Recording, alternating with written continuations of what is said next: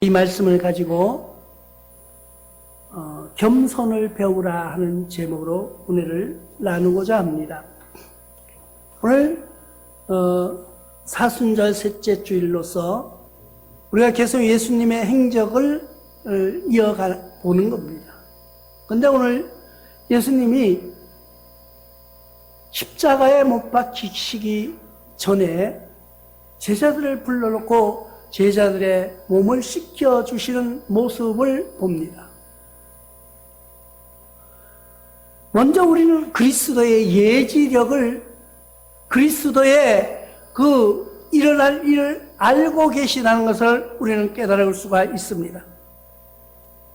요한복음 6장 64절을 통하여서 그러나 너희 중에 믿지 아니하는 자들이 있느니라 하시니 이는 예수께서 믿지 아니하는 자들이 누구며 자기를 팔자가 누구인지 처음부터 아심이라고 말씀하고 있는 것을 우리는 볼 수 있습니다.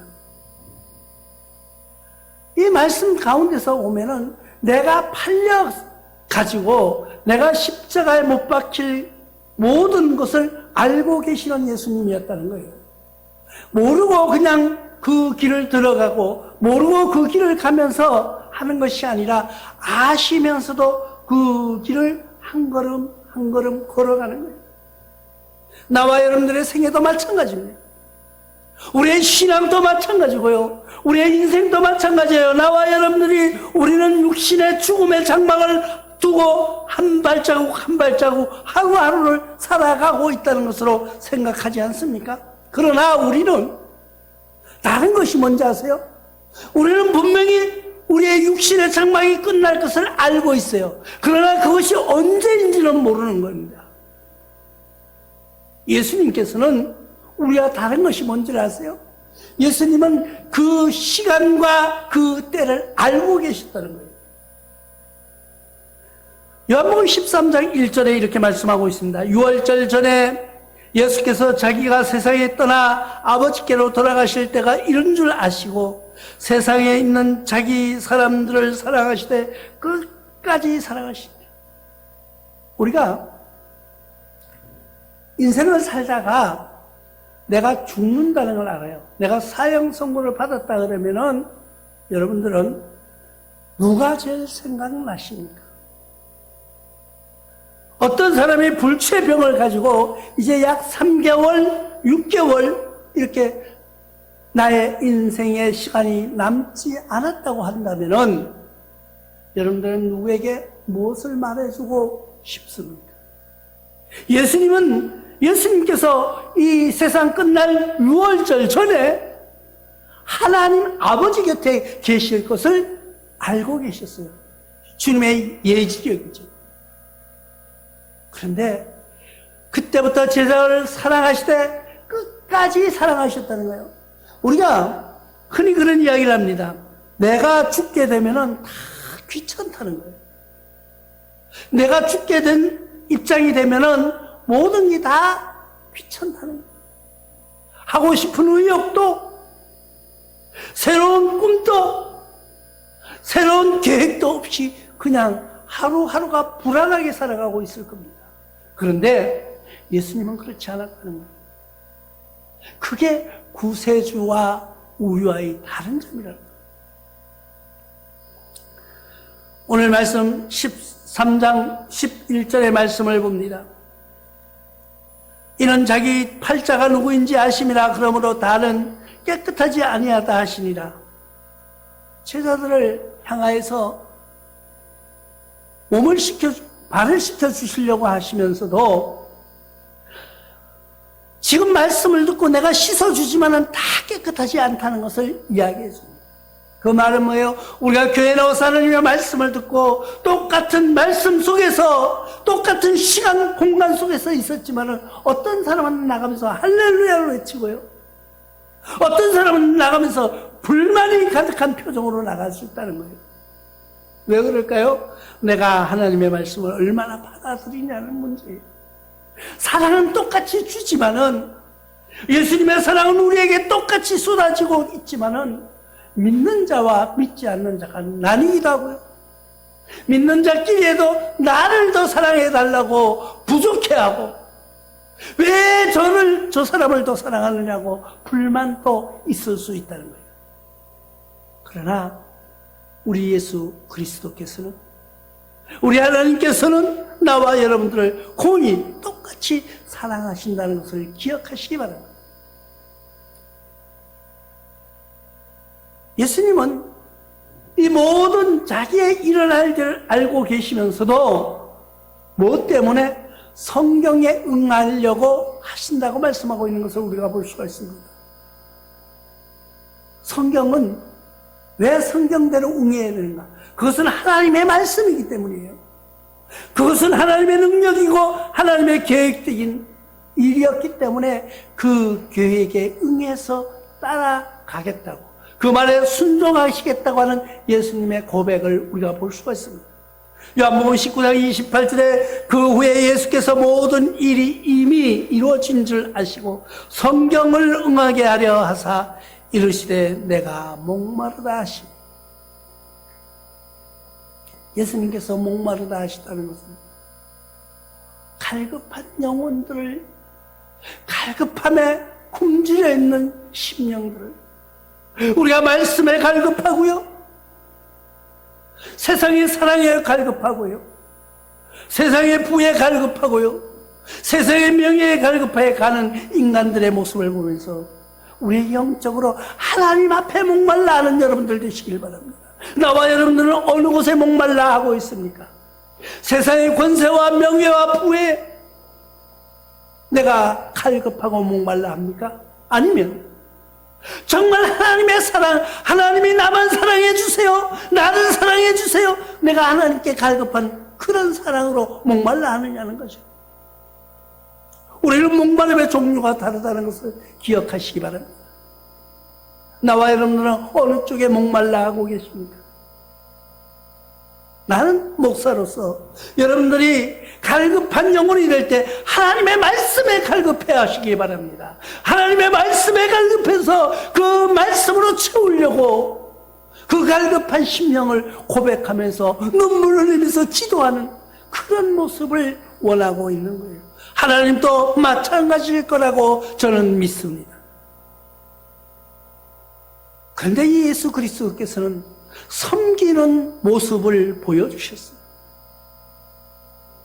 우리가 그냥 내가 인생이 끝나면은 아무것도 필요 없는, 그 모든 것이 귀찮다고, 그 모든 것이 나와는 상관없다고, 내 죽으면 그만인데 이럴 텐데 아니라는 거예요. 예수 그리스도께서는 손수 제자들을 향하여서 모습을, 본을 내가 이렇게 하라는 예표를 보여주신 것이 있습니다. 마태복음 20장 28절을 통하여서 인자가 온 것은 섬김을 받으려 함이 아니라 도리어 섬기려 하고 자기 목숨을 많은 사람들의 대성물로 주려 함이라고 고백하는 말씀을 우리는 기억하시기 바랍니다. 예수님께서는 이 땅에 왕으로 오셨는데 그 왕의 모습이 남에게 섬김을 받으려고, 내가 남 위에 군림하려고, 내 권력으로 남을 정죄하려고 오신 것이 아니라 그를 섬기려고 오셨다고 말씀해주고 있는 거예요. 누가복음 22장 27절에서 앉아서 먹는 자가 크냐 섬기는 자가 크냐, 앉아서 먹는 자가 아니냐, 그러나 나는 섬기는 자로 너희 중에 있노라. 우리가 예를 들어서 어느 잔치상에 앉아 있다고 생각해 보십시오. 내가 잔치상에 앉아서 음식을 받아 먹는 사람이 더 높은 사람일까요? 아니면은 그 뒤에 심부름해주고 부족하면 갖다 주고 뭐 물도 떠다 주고 음식이 부족하면 챙겨주는 그 사람이 더 높은 사람일까요? 다 앉아서 먹는 사람이 더 귀한 사람이고 더 지위가 높은 사람이고 손님일 가능성이 많습니다. 그러나 예수님께서는 앉아서 먹는 그 자리가 아니라 내가 물을 떠다주고 부족한 음식을 갖다 주는 그런 자리에 있다고 말씀하고 계신 거예요. 이것은 뭐를 의미합니까? 우리가 신앙생활하면서 나와 여러분들이 누구에게 군림하거나, 내가 예를 들어서 집사였는데 권사가 됐어요. 그럼 권사는 집사보다 더 높다고 권사의 권위를 가지고 집사들을 다스리는 것이 권사가 아니라는 거예요. 권사는 신앙이 어린 성도와 집사들의 부족함을 채워주고 권면하고 섬겨주는 거예요.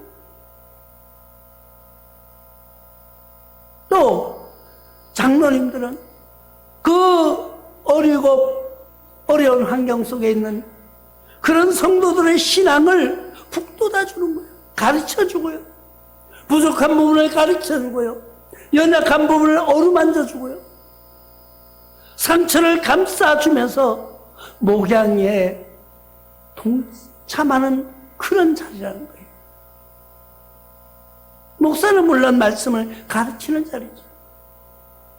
그 모든 것이 섬겨주는 자리라는 거예요. 아니 그게 뭐 섬기는 거야? 남이 부족함을 자기는 해결할 수가 없습니다.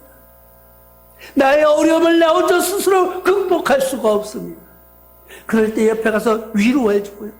같이 울어줄 수 있는 사람, 같이 쓰다듬어주고 안아줄 수 있는 그 사람, 그런 자리가 예수님이 원하시는 자리였다고 한번 생각해 보지 않으시렵니까? 섬기는 그리스도예요. 예수님께서는 제자들에게 다 불러 모으시고 그들을 향해서 앉으라고 하신 다음에 허리에다가 수건을 차고 직접 무릎을 꿇고 앉아서 제자들의 발을 씻겨주는 그 모습을 한번 상상해 보시기 바랍니다. 물론 교회 규모가 좀 있는 곳에서는 교회 학교에서 어린아이들에게 가르칠 때에 사순절 기간 동안 예수님이 행하신 제자들의 발 씻는 모습을 재현하는 교회도 있습니다.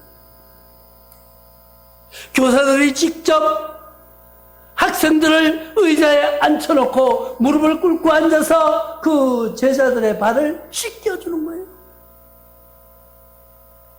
또 때로는 그 학부모까지 교회에 나오지 않는 분, 하나님을 아직 모르는 사람들이 있다고 그러면 그 부모님까지 오시라고 해서 그 부모님들의 발도 예수님이 이렇게 하셨습니다 하면서 성경을 이야기해 주면서 발을 씻겨주면은요, 어린아이들은 잘 모르지만은 그 엄마나 아버지들은 교회가 뭔지 몰랐는데 생전 모르는 사람이 자기의 발을 씻겨주는 순간 눈물로 하나님께 회개하고 돌아오는 그런 경우도 있다는 것을 기억하시기 바랍니다.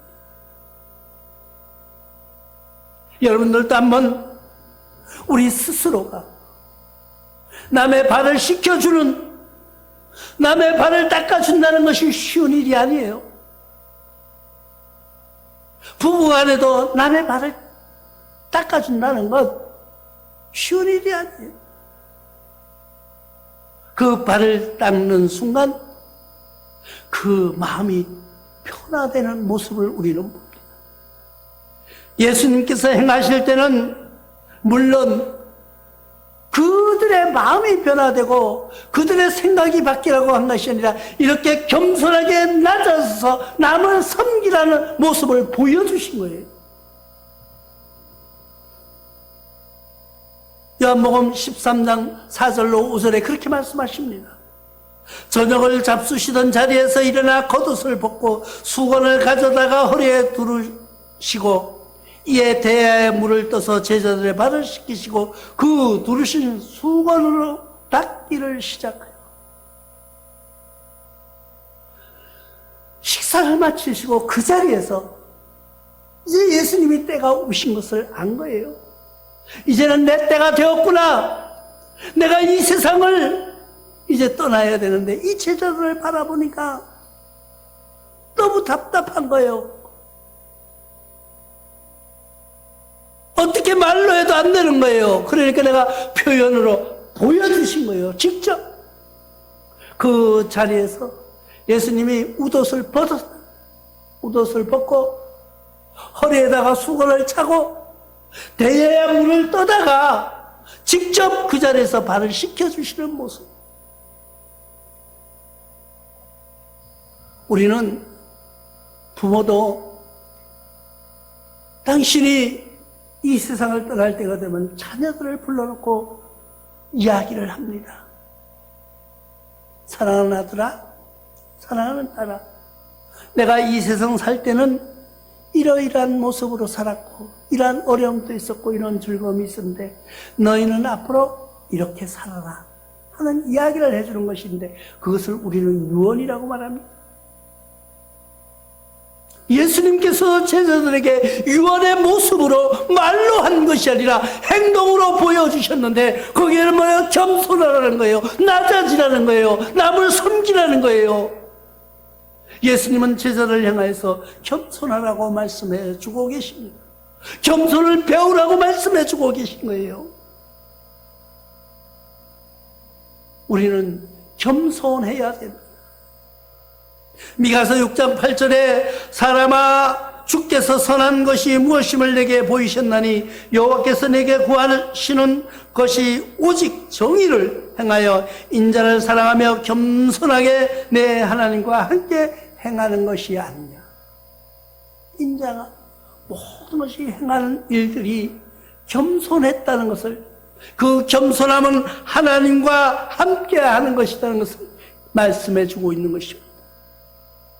나와 여러분들은 어떤 모습으로 살아가기를 원합니까? 우리는 세상에 살면서 자꾸 나를 드러내려고 그러고요. 나를 높아지려고 하고요. 남에게 내가 좀 잘난 모습, 부족한 부분은 감추고 드러내려고 하는 모습을 우리는 볼 수가 있습니다. 그러나 주님께서는 우리에게 이렇게 말씀하고 있습니다. 누가복음 14장 10절로 통하여서 청함을 받았을 때 차라리 가서 끝자리에 앉으라. 그러면 너를 청한 자가 와서 너더러 보시어 올라 앉으라 하리니 그때야 함께 앉은 모든 사람 앞에서 영광이 있으리라. 이 말씀은 뭐예요? 너희는 겸손하라는 거예요. 내가 어떤 초청받은 잔치 자리가 있습니다. 어떤 초대받은 곳에 가서 앉아야 할 자리가 있는데 내 주제도 모르고 높은 데 단상에 올라가 앉지 말라는 거예요. 초대받아 갔을지라도 누가 초대되었는지 모르는 거예요. 그러니까 나는 어떤 자리에 제일 낮은 저 끝자리에 앉아서 있으라는 이야기예요.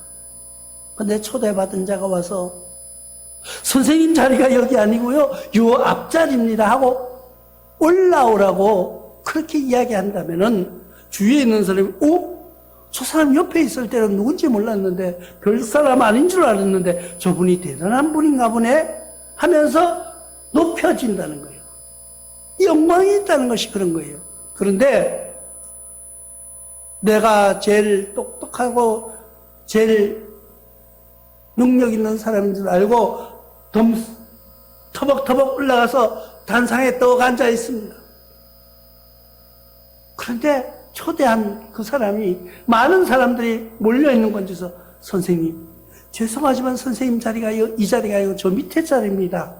이렇게 말한다면은 올라갈 때는 폼을 잡고 올라갔지만은 내려올 때는 얼마나 부끄럽겠냐는 거예요. 그것도 교만이라고 말씀하고 있습니다. 우리는 겸손하라는 주님의 말씀을, 겸손하라는 예수님의 그 모습 속에서 나와 여러분들의 생활과 습관이 바뀌어지시기를 바랍니다. 로마서 12장 3절에 내게 주신 은혜로 말미암아 너희 각 사람에게 말하노니 마땅히 생각할 그 이상의 생각을 품지 말고 오직 하나님께서 각 사람에게 나눠주신 믿음의 분량대로 지혜롭게 생각하라고 말씀하고 있습니다. 하나님이 나에게 주신 분량이 있어요. 나에게 주신 은혜가 있어요. 나에게 주신 능력이 있어요. 나에게 주신 달란트가 있다는 것을 기억하시기 바랍니다. 내가 모든 것을 다 해야 되는 만능 탤런트로 생각하지 마십시오. 하나님은 나에게 주어주신 능력이 있습니다. 하나님은 나에게 부어주신 은혜가 있습니다. 나에게 주신 지각이 있다는 것을 기억하시기 바랍니다. 내가 가지고 있는 것 별것 아닌 것 같아요. 내가 가지고 있는 것 아무것도 아닌 것 같지만은 그것이 귀중하게 꼭 쓰여질 때가 있다는 것을 기억하시기 바랍니다. 나는 이것도 할 줄 몰라요. 저것도 할 줄 몰라요. 아무것도 할 줄 몰라요. 그러나 나에게도 뭔가가 하나 있다는 것을 기억하시기 바랍니다. 수년 전 해외 선교사로 나가 있는 어떤 목사님을 만났어요. 근데 이 목사님은 해외에 나와 보니까 아무것도 할 수가 없는 거예요. 말도 안 되지요. 어떤 기능도 되어지는 것이 없습니다. 이 목사님은 말씀 가르치는 것밖에 없어요. 그런데 사모님이 아주 훌륭한 재주를 가지고 계십니다. 그 훌륭한 재주가 뭐예요? 한국 사람이면 거의 다 할 수 있는 김치 담그는 거예요. 이 사모님이 김치를 주변 사람들을 불러서 김치를 담는 것을 보여주었어요. 김치를 담아서 나눠주기 시작하는 거예요. 그랬더니 이것을 먹어본 그들은 새로운 세계가 나타난 거예요. 야, 이 배추를 이렇게 하니까 이런 맛을 내는구나. 소문에 소문이 퍼지기 시작합니다. 그러니까 이 사모님이 말은 통하지 않았지만은 그 행동, 김치 담는 그 솜씨로 인해서 동네에 소문이 나기 시작하고요. 그 지방 TV에서 아주 요리 프로그램을 하나 만들어줘가지고 그 사모님이 계속 나가서 김치 담는 그런 영상을 내보냈다고 합니다. 우리가 우리끼리 살아갈 때는 옆집에서 김치 담근다고 이야기해도 그건 아무나 할 수 있는 건데, 누구나 쉽게 하는 건데 이렇게 생각하고 쳐버릴 수가 있습니다. 그러나 꼭 쓰여지는 장소와 위치와 시간이 달라진다면은 나의 그 재능이 크게 쓰여질 수 있다는 것을 기억하시기 바랍니다. 나와 여러분들이 가지고 있는 재능, 나와 여러분들에게 주신 하나님의 달란트를 받은 나와 여러분들은 남을 섬기는 그런 모습, 겸손을 배우시기 바랍니다. 하나님이 나에게 주신 달란트가 무엇인지를 깨닫고 그 달란트를 받고 그 달란트를 사용할 수 있는 때와 장소와 시간을 활용한다면 훌륭한 역사가 일어날 것입니다. 그 때와 장소를 찾으시기 바랍니다. 그 기본은 뭐예요? 겸손해지는 거예요. 그 기본은 뭐예요? 낮아지는 거예요. 나와 여러분들이 발 씻기는 거 아무나 할 수 있어요.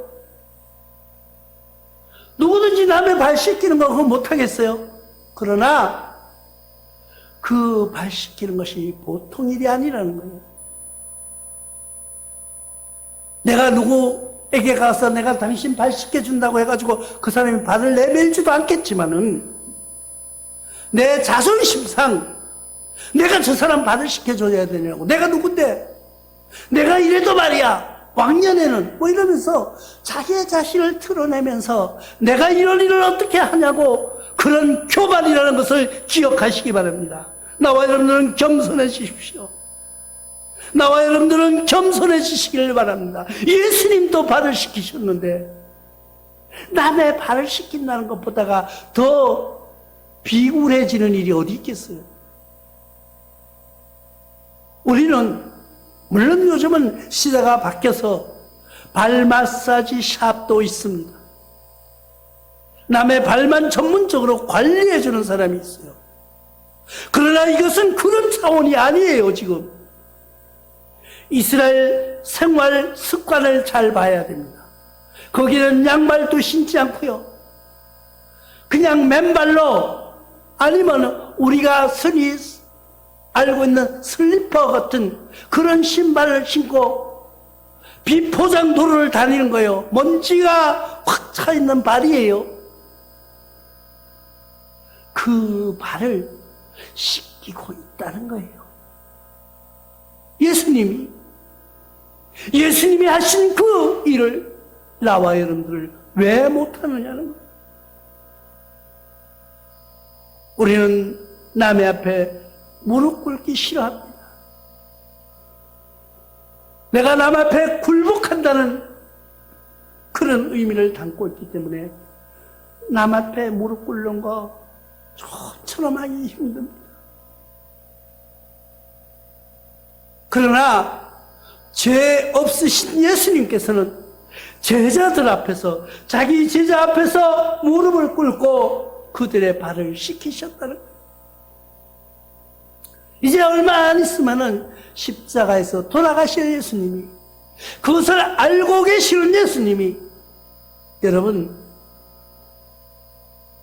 만약에 내가 3개월, 6개월에 중병으로 인한 사형 선고를 받았다고 생각해 보십시오.